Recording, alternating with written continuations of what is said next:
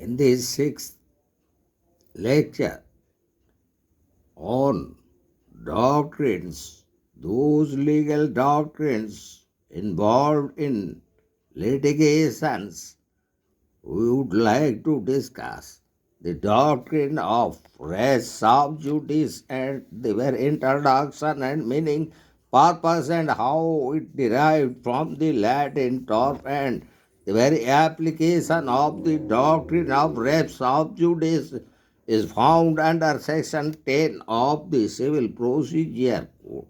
Then we will discuss the very essentials and scope and applicability and those important case laws such as Indian Bank versus Maharashtra State Cooperative Marketing Federation Limited, then National Institute of Mental Health versus She Parameshwar.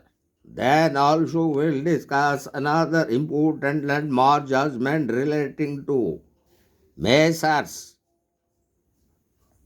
Pusraj Jain versus Gopal Krishna. Then we'll make a difference between the very doctrine of res judicata and doctrine of res sub judice. Then another difference between res sub judice and lispendens that we will discuss. So let us start from the very meaning and introduction of this very doctrine of res sub judice. The principle of res sub judice concerns the very suspension of suits that involve the same matter and cause of action, whether they are pending in the same court or in different courts.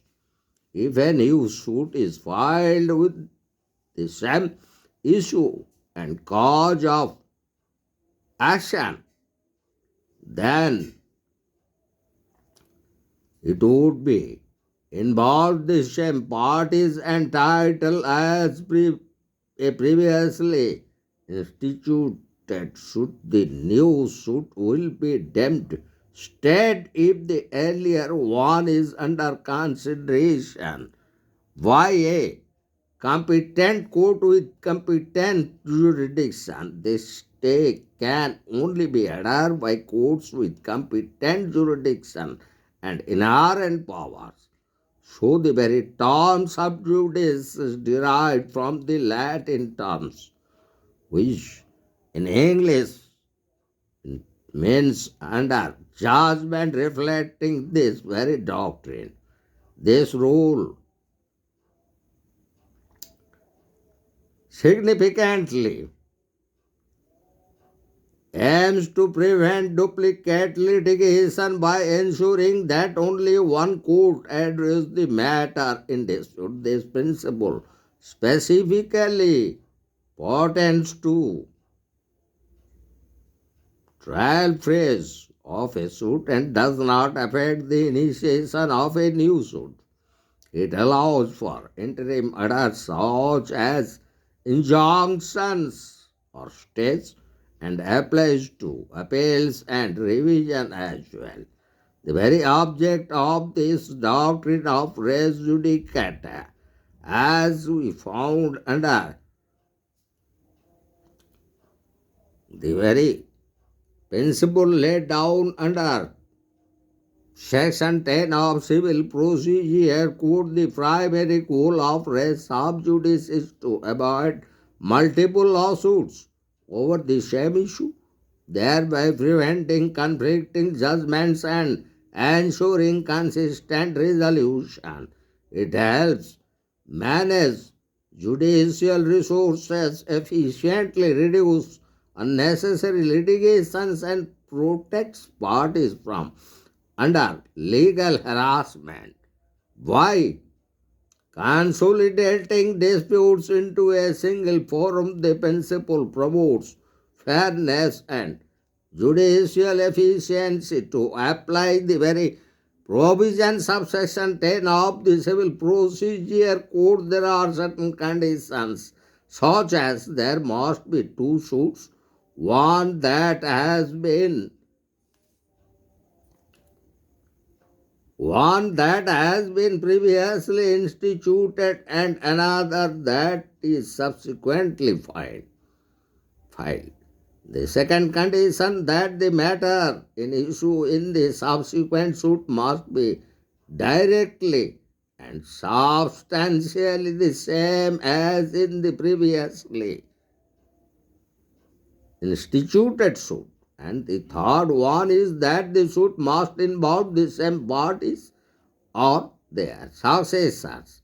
The fourth one is relating to earlier suit must be pending in the same court where the subsequent suit is brought, or in any other court in India or before a central government authority or the Supreme Court of India. The next one is that the court handling the earlier suit must have the jurisdiction to grant the relief sought in the subsequent suit. And finally, the parties must litigating under the same title in both suits. And now we would like to differentiate between the doctrine of res judicata and res sub judice. The doctrines of res judicata and res sub judice address different aspects of legal proceedings, while res judicata applies to matters that have already been adjudicated, effectively bearing the trial of an issue or suit that has been decided in a prior case.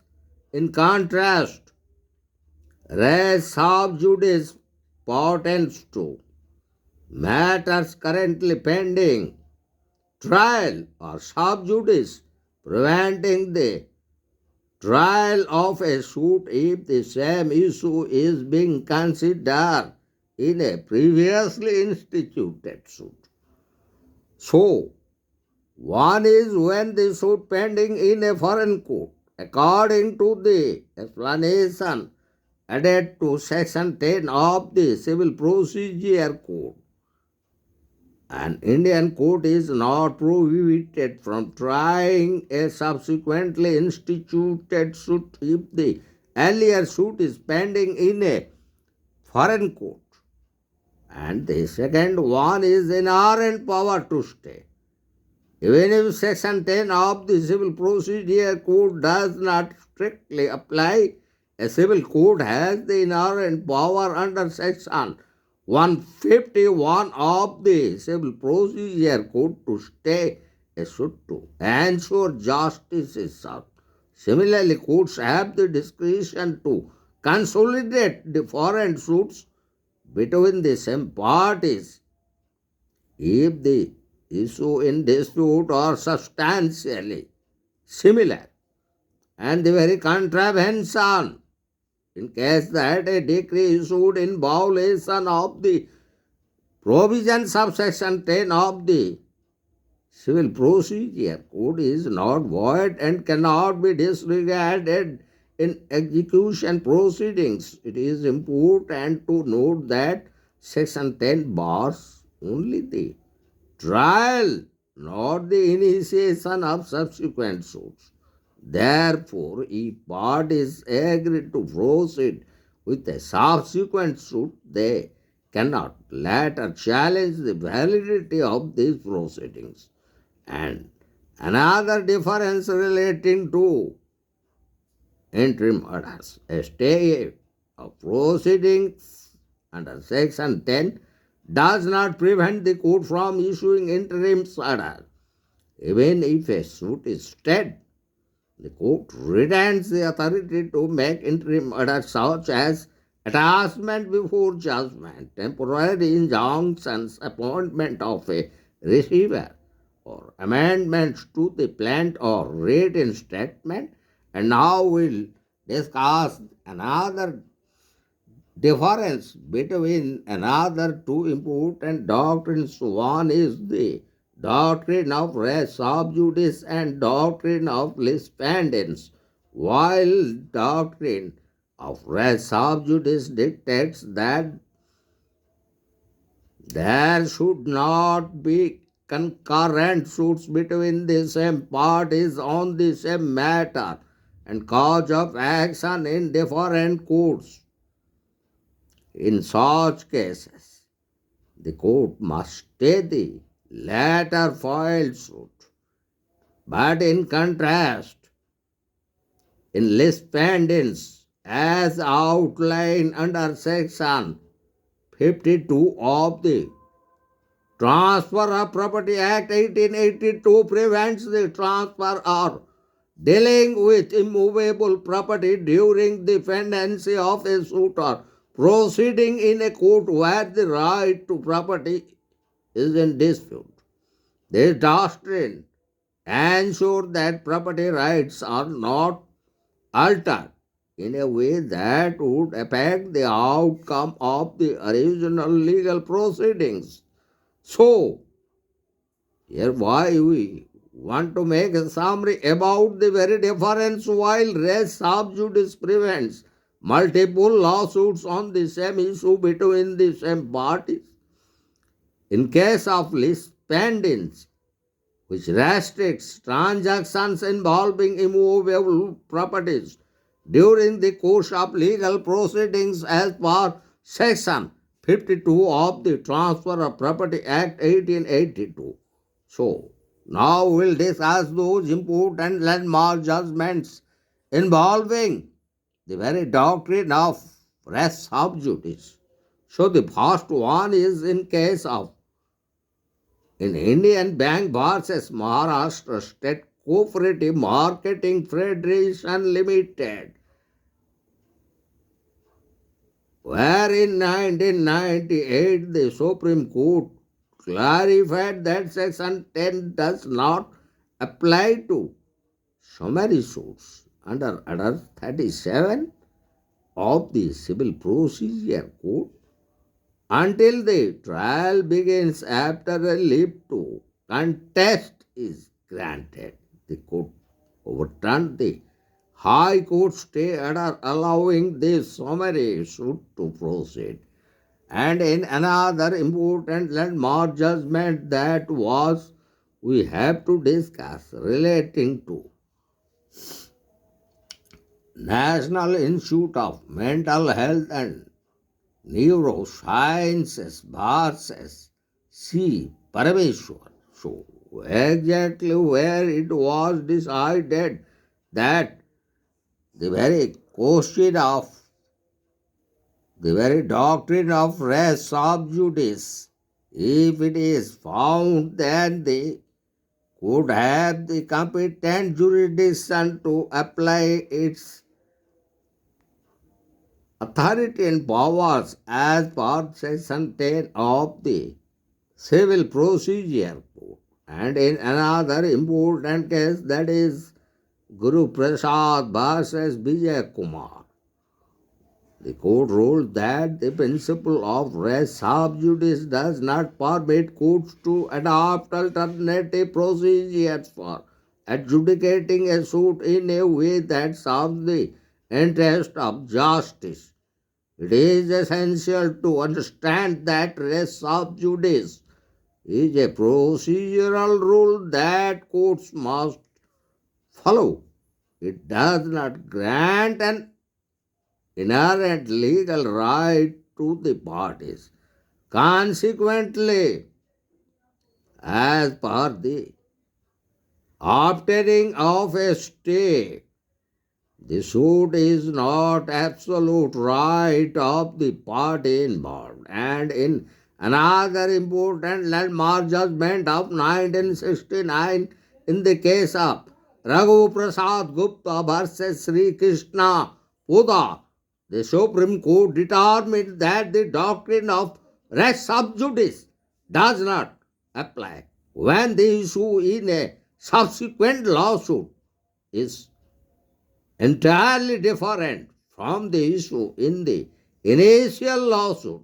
And finally, we would like to discuss another important landmark judgment, that is relating to Pulkraj D. Jain versus G. Gopal Krishna in the year 2004, where Supreme Court held that the purpose of Section 10 of the Civil Procedure Code 1908 is to prevent a court from simultaneously adjudicating two parallel suits involving the same matter. The court clarified that a decree issued in violation of the provisions of Section 10 is not null and void, and Section 10 merely establish a procedural rule as per the very provisions of Section 10 in the Civil Procedure Code. So, in this very important lecture relating to the very doctrine of res of judice, we have discussed the very meaning and purpose of this very doctrine as we found under the Roman law, and that also defined under the Latin terms. Then how far this provision is inserted into the Civil Procedure Code of 1908 under Section 10 of that code. Then we have discussed the essentials and the scope and applicability of the very doctrine of res sub judice, and we have discussed some important case laws relating to such as Indian Bank versus Maharashtra State Cooperative Marketing Federation Limited. Then we have discussed regarding National Institute of Mental Health and Neurosciences versus C. Parameswaram. Then we have discussed another important landmark case relating to Messrs. Pukhraj Jain versus Gopal Krishna. And also we have discussed the very difference between the doctrine of res judicata and doctrine of res sub judice, and also we have differentiated between the doctrine of res sub judice and the doctrine and principle of lis pendens as it is found under Section 52 of the Transfer of Property Act 1882.